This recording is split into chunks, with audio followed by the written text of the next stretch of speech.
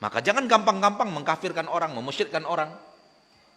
Menerangkan hukum dan mengkafirkan orang dua hal yang berbeda.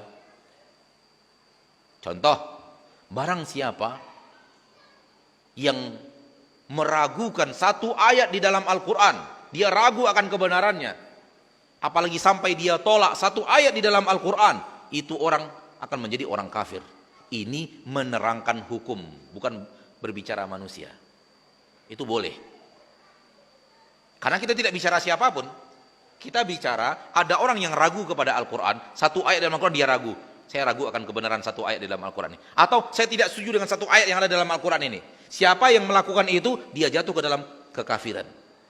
Kita tidak menuding orang, kita menerangkan hukum syariat. Jangan lakukan dosa seperti ini, karena dosa seperti ini membuat Anda menjadi orang kafir di mata Allah. Berarti kita tidak nuding orang kan? Kita menerangkan hukum syariat.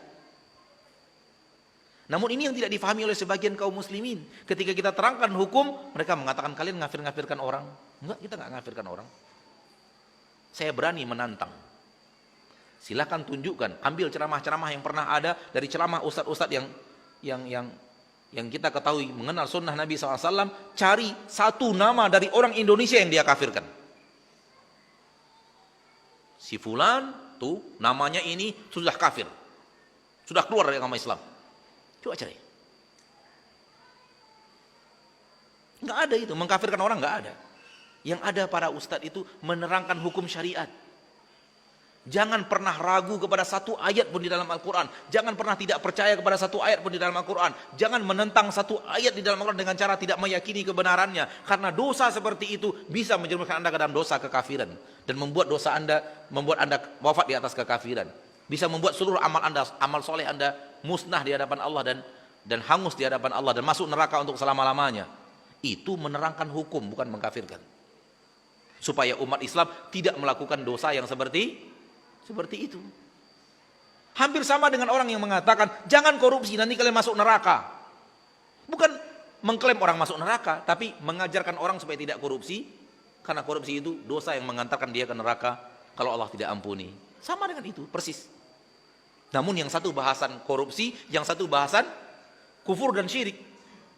Menerangkan hukum. Adapun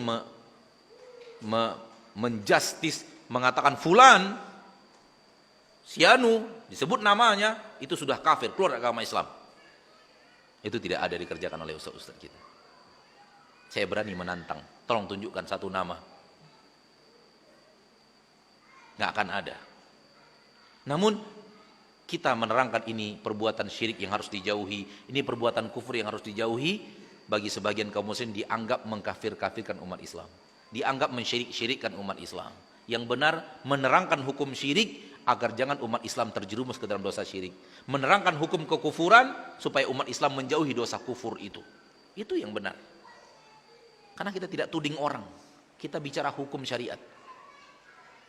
Semisal ada orang yang mengatakan, saya sekarang tidak setuju dengan hukum waris yang ada dalam agama Islam, dalam Al-Quran. Saya tidak rela, tidak beriman dengan ayat yang satu ini. Sudah, cukup dosa dia yang satu itu mengeluarkan dia dari agama Islam. Yang saya katakan tadi, hukum syariat, bukan orang. Kenapa harus kita katakan? Agar umat Islam tahu itu dosa membuat mereka kufur keluar dari agama Islam. Supaya mereka hindari dan jauhi. Sehingga mereka terhindar dari kufur di dalam agama